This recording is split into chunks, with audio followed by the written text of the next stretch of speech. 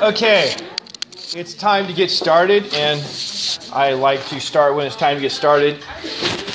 First things, because we only, for instance, have 5 sets for the simple using the meter stick as a lever, I'll go ahead and have you do groups of 3 today, so there's not as much pressure trying to get those.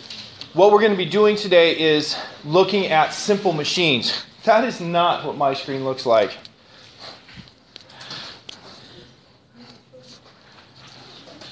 Let's try it again. That's what my screen looks like. So we're going to be looking at simple machines.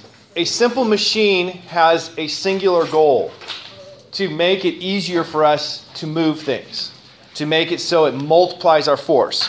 So in short, simple machines multiply force. So to determine the mechanical advantage, how much advantage we're getting out of the simple machine, we simply define mechanical advantage, MA, is equal to the force that we get out of the machine divided by the force we put into the machine. Now, think of this kind of like a black box. I have a black box, and I want to lift a car. So there's a car, and I'm going to do some kind of force in to lift that car.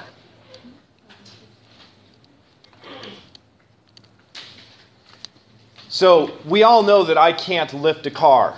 I cannot just sit there and lift it up, right? Not going to happen. Although I used to have a light car and I could pick the back end up, so I would just nose up to the curb and then pick the back end up and carry it over to the curb. I thought I was hilarious.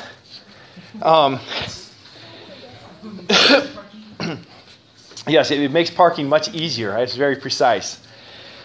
So the machine is trying to do this for us, and since I can't lift a car, I'm going to have a machine that has a mechanical advantage that's better than 1. In fact, a car might, I don't know, what does a car weigh? Yeah, a lot. Many hundreds of pounds. I can lift small hundreds of pounds, so I need big multiplication factors. So how do we do that? What is one method? Let's take the simple one. Anybody here ever pulled the engine out of a car? Really?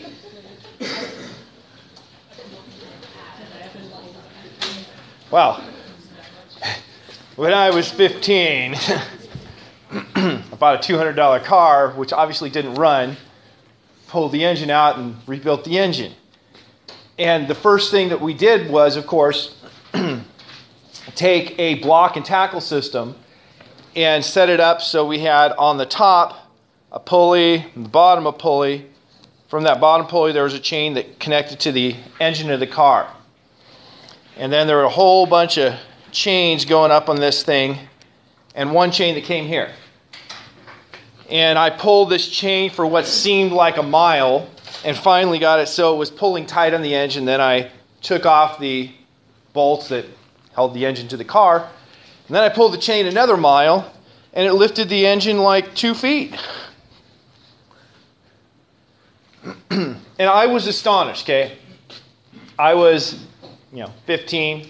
I hadn't taken any physics. I didn't understand what was going on. And I knew doggone well I couldn't lift that engine, but it was pretty easy to pull the chain. I had to pull a lot of chain. I was wondering why so much chain, but, it worked, and that's all that really mattered, right? Well, now that I'm a physics teacher, I understand everything that's going on. And so this is a type of simple machine. And in this case, I was pulling an engine that probably weighed somewhere around 500 pounds, and I was using a force that might have been 50 pounds. So I was getting a mechanical advantage of around 10. That is, the force I was lifting was about 10 times bigger than the force I was applying to lift it. Which, doesn't that seem miraculous? I was pretty surprised. I thought I was going to have my dad do it, because you know how it is. Dad's always super strong. He can do anything. So let's look at what was going on. Now this had a chain and everything, but we will treat it with ideal pulleys, ideal strings. What's an ideal string? No mass and well, it doesn't stretch.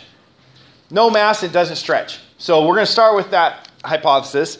And then we also have ideal pulleys, which means they have no friction and no mass as well. We haven't learned how the mass of pulley would play into this. That's the topic for the remainder of the week. So basically, you have a pulley, and let's start with a simple, here's the string, here's the pulley. What if I had done like this?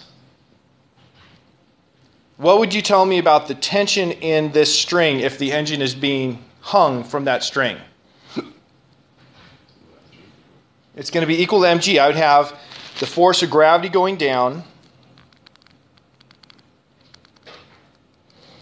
and the force of tension going up. Being in equilibrium, sum of the forces equals 0 if it's in equilibrium, and that would give me upward force, force of tension minus downward force of gravity equals 0. Force tension equals the force of gravity. Just what you said. And so how much would I have to apply on the end of this rope to lift that engine? I would also have to apply the same force tension because force tension is actually pulling that way. So my force applied goes like this. The force of tension goes like that. Equilibrium, they're going to be equal. My force applied would have to be the force of tension. That would not help me out in any way except I can now hang from it. I don't have to have, at that point I weighed 130 pounds. Instead of whatever measly amount I could lift, I could put my whole 130 pounds hanging on it to try to pull it. That's all it would have bought me. So that's not a very useful, simple machine. So let's go a step further. Let's take our engine here and then tie this to a pulley. And that pulley is going to have one side that connects to the wall, the other side that goes up to a second pulley and comes off like that. Now if we look at this, we still know that this here has tension T in it that's equal to mg. But if you look at this pulley, and I will put a nice green dashed box around the pulley, what forces are acting on my object enclosed by the green box? What? Well, I'm saying that there's no mass to the pulley, so there's no gravity. So I just have forces of tension, 3 forces of tension here. I'm going to have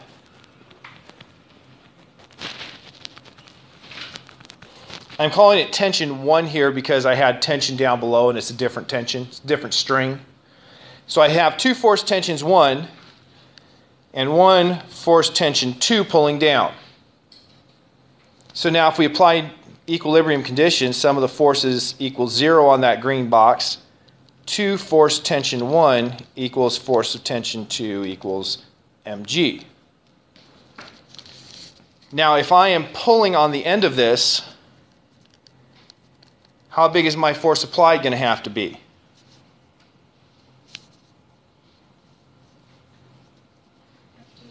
It's going to have to be Ft1. So my force applied is Ft1, so 2 force applied must equal mg, so force applied is equal to 1/2 mg. Now we're getting somewhere. Now I have to apply only half of the weight, a force equal to half of the weight, to lift it. We can look at my mechanical advantage, and the force out is what I'm lifting. The force in is my 1/2 mg, and I now have a mechanical advantage of 2. It seems magical, doesn't it? Multiplied by force. But here's something you can take to the bank. Energy can't be created or destroyed. If energy can't be created or destroyed, if I have a conservative system, then the work that I did on the simple machine has to equal the work the machine did on my weight. What's the equation for the work? Force times the distance. So that means the force applied multiplied by the distance applied should equal the force out times the distance out. Well, we know what the force applied and force out are, so let's just put this force out over force applied. That was our mechanical advantage. And solving this for force out over force applied gives me the distance applied over the distance out. So in this case where my mechanical advantage was 2, that means the distance that I had to apply is 2 times the distance I lifted the engine. So if I pulled the engine and I moved 2 feet, the engine would lift only 1 foot. So that's the other side. It's not magic. I didn't get something special. The amount of work I did is the same as the amount of work that my machine did, but I did a smaller force over a bigger distance. The machine did a bigger force over a smaller distance. Now, for me to actually lift the engine out of my car, I said I had a mechanical advantage of somewhere around 10.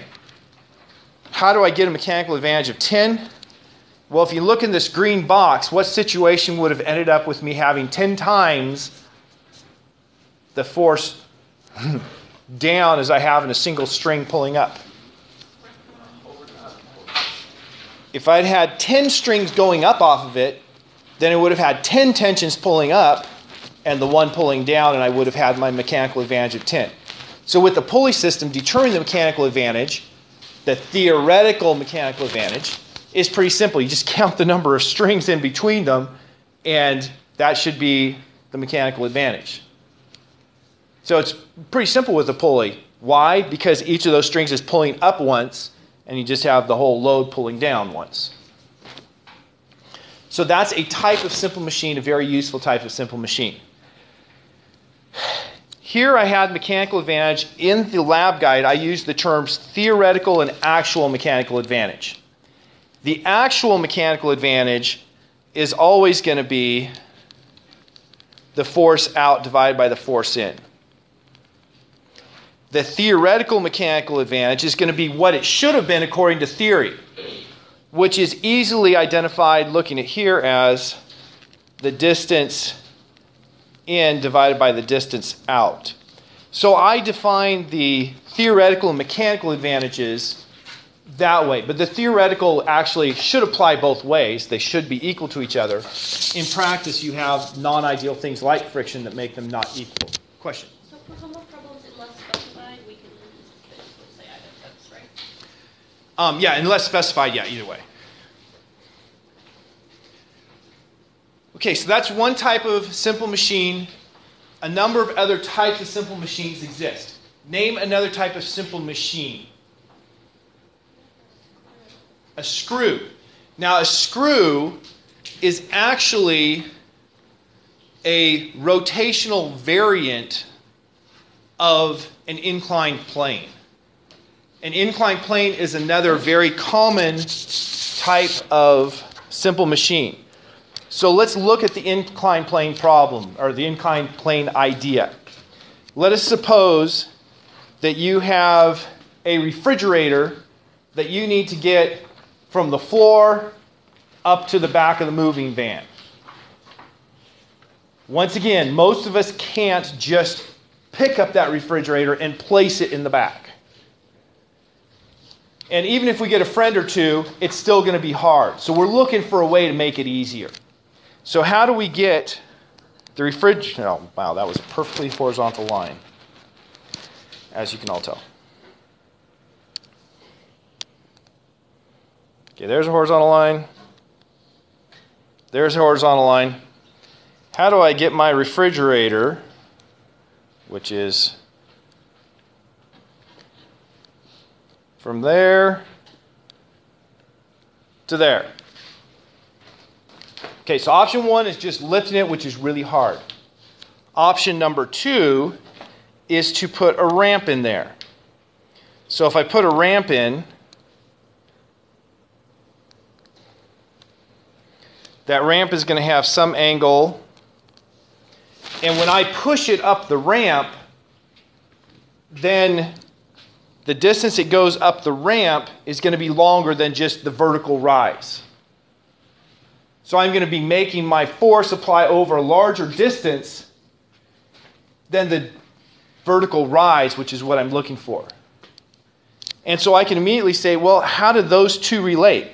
How does the vertical rise relate to the distance it moves? What does delta y over delta L equal to?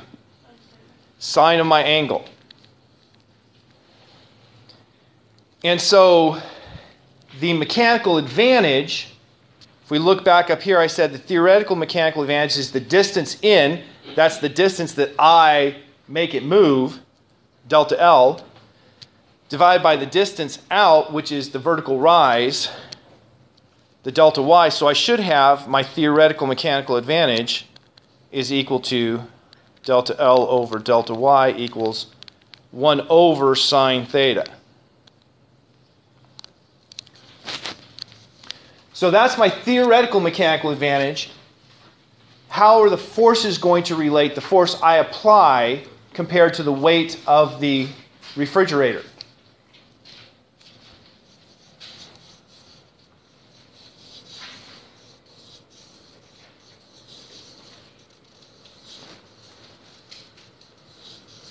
Based on what I've done today, you can answer without even doing a free body diagram. Because you know that the work in has to equal the work out. So the force applied times the distance applied has to equal force out, distance out, if there's no friction. So you could go through and calculate right away that my force must be sine theta times the weight. Or you could do a free body diagram for it going up the slope.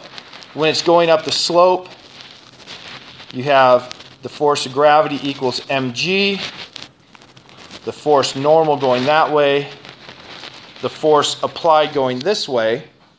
If I want to find the force applied, I simply break the force of gravity into its two components, one going up the slope and one going normal to the slope. And I find that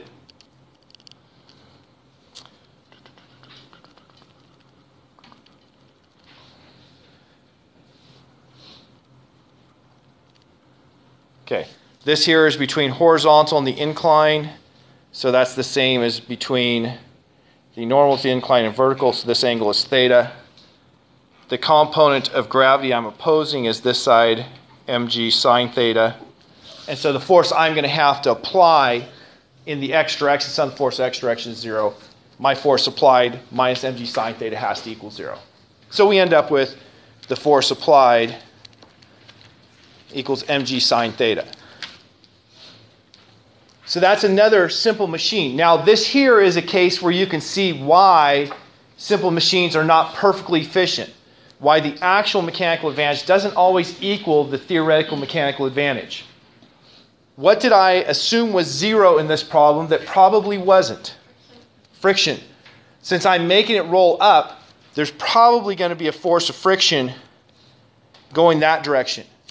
And so when I applied some of the forces in the x direction, it's actually going to be my force applied minus mg sine theta minus the force of friction equals 0. And so then you have force applied equals mg sine theta plus the force of friction. And that gives me an actual mechanical advantage that is mg over mg sine theta plus the force of friction, which means my actual mechanical advantage will be a little bit smaller than the theoretical because I have an additional thing in the denominator. So there we can see how simple machines aren't perfectly efficient because of things like non-conservative forces, friction. So that's a second kind of simple machine, the inclined plane. The screw is just taking the inclined plane and making it into a helix. So as you go around the screw, your inclined plane just takes you higher and higher. Okay, third and final one I'm going to talk about, since I'm going to talk about only one more, we'll not ask for questions, and that is the lever, or if you prefer, the lever. The lever is a rigid object that you put a pivot point that we call the fulcrum, C-R-U-M, and then you put a force load that sits here, you put a force applied over here, and you lift that load with the lever. And in this case, once again, an equilibrium situation, sum of the torques should equal 0. I'll sum the torques about the fulcrum. Why? To make life easy. That way I don't need to know what the force of the fulcrum is if I sum the torques about the fulcrum. I am going to take a situation where I'm going to say my lever has no mass. In lab, if you are doing the lever, surprisingly enough, this does not have 0 mass. And so instead of saying, oh, I'm going to say my meter stick has no mass, you're going to find the center mass. How would you find the center mass of this meter stick? 2 fingers and bring them together. Okay. Take 2 fingers and bring them together. Slowly, of course. If you bring them quickly, it won't work. What happens is the side where you have a higher force has more friction, and then the other side slides. And so you end up bringing them in, so they should come and be very close to the center. Now, of course, I'm not even aligned at this point. Another way is just put your finger here and find the place where it balances. And this one here, it's actually very close to the 50 centimeter mark. Sometimes they're a centimeter or 2 off on these meter sticks. So you can't just say, oh, 50 centimeters is the center mass. You need to find where it's balanced. Now, if you're using these, and everybody whose hypothesis I looked at was planning on using something like this, we have a couple of variations on hangers that you can put on them. But the hangers basically have an indicator. This has a straight edge for the indicator where you measure. This one here has a little pointy thing that sticks up for measuring. They have a little knife edge for balancing. You put this on, slide it over, and I forgot to get my little fulcrum here. I have one of these. I want to balance this. Now I'm going to put it right at the midpoint, just for fun. See if it's at the midpoint. I can put this 2 ways. I can put it with the knife edge at the bottom part of the meter stick or at the top part of the meter stick. If I put it with the knife edge at the bottom part of the meter stick and put it in the right way,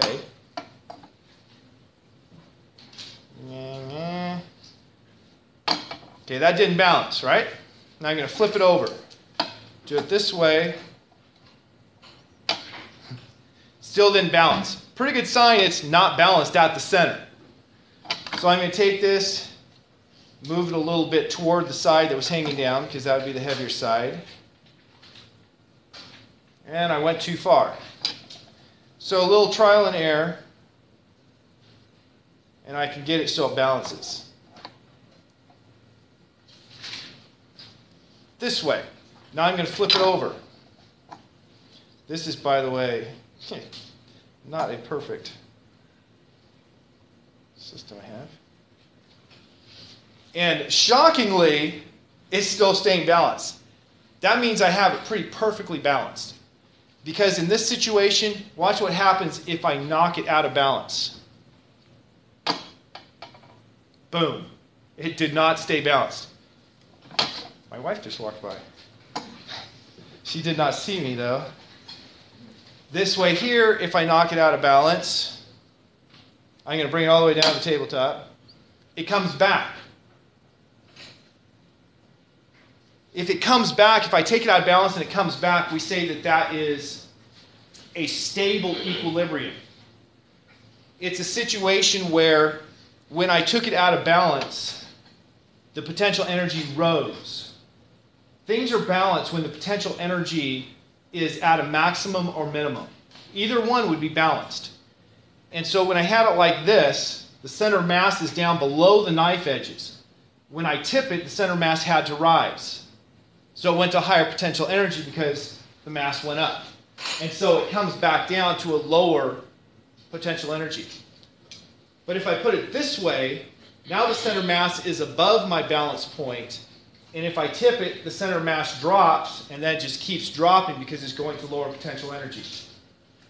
So that's the difference in a stable and an unstable equilibrium. It's very easy to think about this because gravitation potential energy is mgh. It's very easy to think about it like with hills. If I have something that goes like this, if I were to put a little marble right here, that's an equilibrium. And if I displace the marble a little bit, what's it going to do? It's going to come back down. That makes it a stable equilibrium. If I put the marble up here and get it balanced, it's going to stay there. But if I move it just a little bit, what's it going to do? It's going to fall down. So that's an unstable equilibrium. Now the third type of equilibrium, if I balance the marble right here, and then I displace it a little bit, how much did the potential energy change? It didn't. That's a neutral equilibrium. It'll be just as happy in my new position. So defiant equilibrium is all about looking at the potential energy function. If it's a minimum for potential energy, it's stable equilibrium. If it's a maximum, it's unstable. If you can move it and it doesn't matter for the potential energy, it's neutral. So when you're doing your experiment, you want it to be in a stable equilibrium. So make sure you have the knife edges on the top half of the meter stick, not on the bottom half of the meter stick. Otherwise, you have to have perfect balance. If it's on the knife edges like this, it won't be perfect, but you'll just see, okay, so this side's down a little bit lower than that side, and I'll adjust it to try to get it level. Much easier to do. Okay, so this here is an example of my lever. And if I look at this, if it's in equilibrium, the sum of the torques is 0.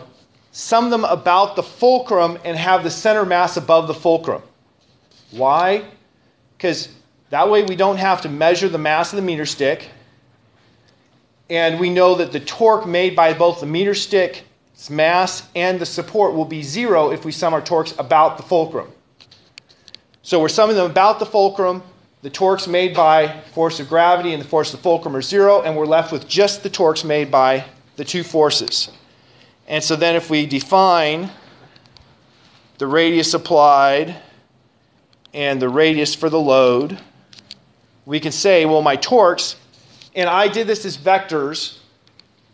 What's our way of determining a positive versus a negative torque? Right-hand rule.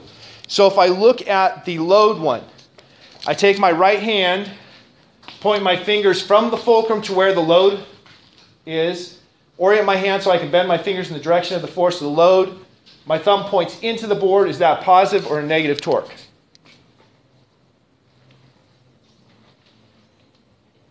If it points in, then it's negative. So I'm going to have this one here has torque load equals minus R load force load. The torque applied, once again, right hand like this, oriented so my fingers can bend down, my thumb comes out, that's a positive torque. So that's a positive RA force A. Sum of the torques about the fulcrum equals 0.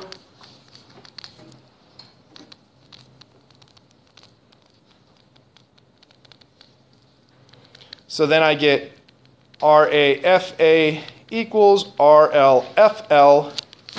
Solve that for my mechanical advantage. My mechanical advantage is going to be the force out, or the force load, divided by the force applied. Notice divide both sides by force applied and by R load. And I get R applied over R load. And so that should be my mechanical advantage. And this situation, there's very little friction. The only real problem is if you don't have it balanced right.